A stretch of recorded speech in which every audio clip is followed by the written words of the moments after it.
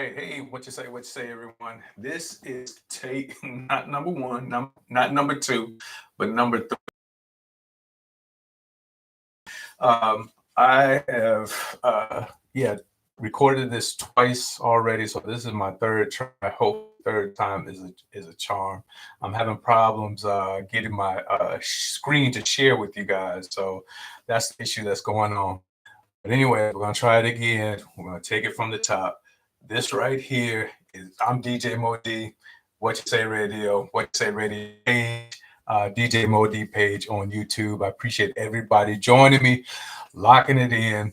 What I'm discussing in this video is 12 highlights in the NFL, basically the scores, and then I'm gonna close out with a little NBA rift slash beef is brewing between LeBron James of the Los Angeles Lakers and NBA journalist Rachel Nichols. So I'll talk about that a little bit to close it out. So let's dive right into it. Let's try this again. Again, third time is a charm. We'll see. Let's jump into the NFL Week 12 scores. All right, and just bear with me. I'm going to share my screen or attempt to share my screen once again. Let's see if we can get this to work. All right. Says we're sharing. So I hope. Let me go back here. All right. So hopefully now you guys see me. Hopefully you see the screen. We're gonna go back to week 12. Week 12 of the NFL started with the last Thursday with the Cleveland Browns and the Pittsburgh Steelers on Prime. It was a very snowy game, if y'all remember, if you got to see it. But that is what football is all about. Football in the elements. And the Browns were able to steal one from the Pittsburgh Steelers to 19. It was good to see Nick Chubb get a couple of touchdowns during that game. So it looks like he's on the mend, on his way back from that injury. Didn't rush as many yards, but he did get in Houston, the Texans. They were defeated by the Tennessee Titans, one of the lower teams in the NFL. So that's a surprise there. Houston fans reportedly are getting losing their patience with. They got a number one receiver in Stephon Diggs during the offseason from the Buffalo Bills, as well as Mixon coming from the Bengals. They got a number one running back to kind of beef up that offense. So there were greater expectations going into this year. So Texas fans, just hold on, be patient with him. Hopefully he isn't having the sophomore jinx that everybody thinks is going on, and they can recover. So let's take it down to Chicago, to the black and blue division, my division. Now you know the Minnesota Vikings are my team. Skol! That's what we do, y'all. Skol chant. They went into Chicago to get the win, 30-27. Caleb Williams orchestrated a nice comeback for the Chicago Bears in the fourth quarter. Kind of gave me a scare. Tied it up 27-27 to take it to overtime, where the Vikings pull it off with the field goal. Taking it over to Washington Commanders, they get defeated by the Dallas Cowboys. The Dallas Cowboys win 34-26. That's a surprise win, as the Dallas Cowboys, whose season have, they started off during the offseason with Jerry Jones saying he's all in on the team, gave all that money to CeeDee Lamb and eventually Dak Prescott. Dak injured, and so Parsons get injured, and so the Dallas Cowboys have been on a decline, and Jay McDaniels has risen as one of the top rookies in the NFL. So it's really surprising that the Cowboys go into Washington and get that win, but kudos to them. Down in Miami, the Dolphins beat the Patriots 34-15. No surprise there. 30-27 score. The Chiefs go in and beat probably one of the worst teams again in the NFL. The Panthers. The Panthers took them to the limit, though. Got to give those credit. Took them to the limit, and it took a field goal for the Kansas City Chiefs to get out of there with the win. The Tampa Buccaneers go to the New York Giants and they rump them 30-7. Baker Mayfield is having an MVP type season. Man, it's nice to see him playing some great ball. He's found a home in Tampa Bay. This is his second straight great year, and so man, I think he's in MVP running. Probably won't win it, but he's up there. The Lions, the NFC North division leaders, they go in and beat the Colts 24-6. The Broncos, Bo Nix go to Las Vegas and defeat the Raiders 29-19. Bo Nix is looking good as well. I think it's going to be a battle between him and Jay McDaniels up in Washington for the Rookie of the Year. Sean Payton has definitely found his new Drew Brees and Bo Nix. Moving on, the Cardinals, they're defeated the Seahawks 16-6. The 49ers go to Green Bay and they lose 38-10.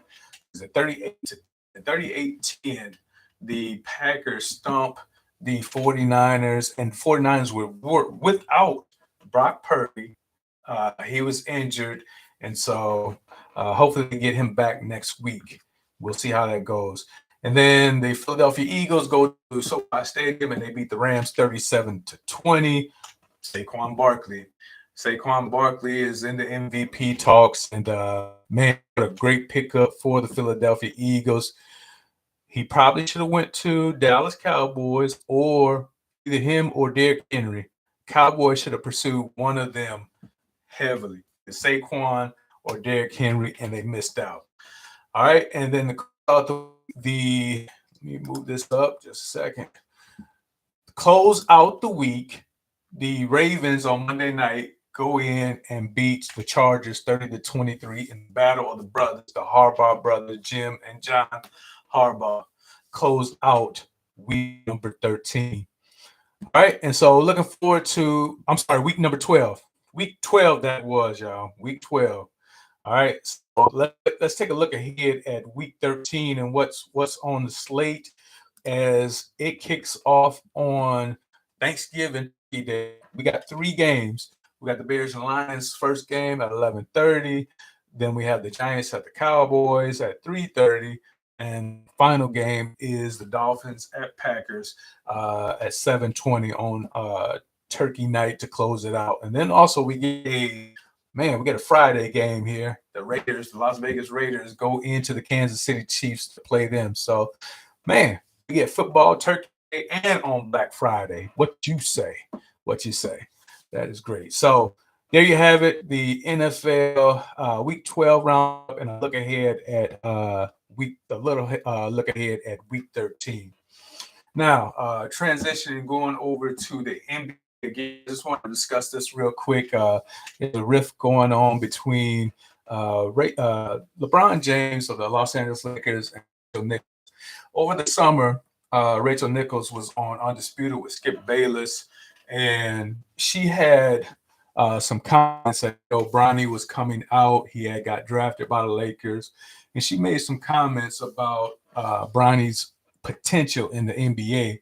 And so her opinions was that he wouldn't be a star or a superstar in the NBA. He kind of like a utility player, like either a defensive guy or steal guy, or like a Marcus Smart, something to that effect. Wouldn't be a great player. Those were just her opinions on what type of player he would be. And so I don't think LeBron took kind to that. So he ended up unfollowing her, Rachel Nichols, on social media. And if you follow NBA, you've known over the years that they seem to have a pretty good relationship. She's done a few interviews with him. I'm talking about sit downs, one-on-ones with LeBron. So it must have really, really tipped him off for him to unfollow Rachel Nichols. However, he's also unfollowed here lately. I think it was last week. It was last week that he took himself off of social media and said he's just going to be off of it for quite a while. So a lot of people think that it's because of the criticism that Bronny, his son, is getting, which, that's understandable. That's his son. But I want y'all to take a look at this clip between this exchange between Rachel Nichols and LeBron James in the locker room after a loss. And just take a look at LeBron's actions to Rachel Nichols' questioning. Let me see if I can pull it up.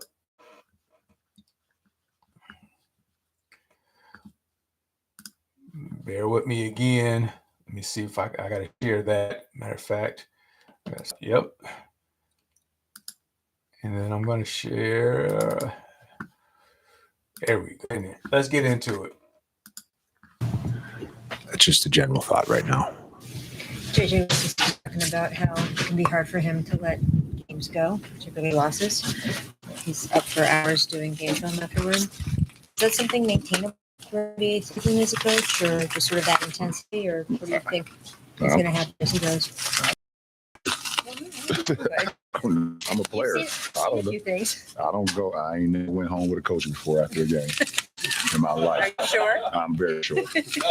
So I did. So there you have it. Hold on, let me cut it off. So there you have it. You could tell that she was very stressed, or he was very frustrated, annoyed by Rachel Nichols. Didn't want to answer a question. Again, I think, in my opinion, it has something to do with her criticism of Bronny over the summer.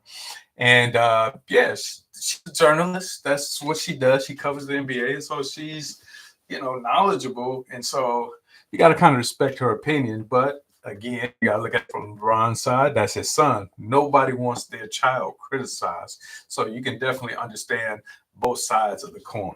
So we'll monitor the situation as it goes on and see how it goes. Let me know who your favorite NFL teams are. Matter of fact, let me know who your favorite NBA teams are in the comments. Let me know what y'all think about the NFL season as we make a push towards the NFL playoffs coming up here in about a month and a half. It's looking good, and hopefully we get some good teams in there. Make sure you like, subscribe to the channel, hit the notification bells so that you can be alerted whenever I release a video. I appreciate y'all taking the time to check it out. Again, I will catch y'all in the next one. DJ Mo D signing out. Peace. And what you say?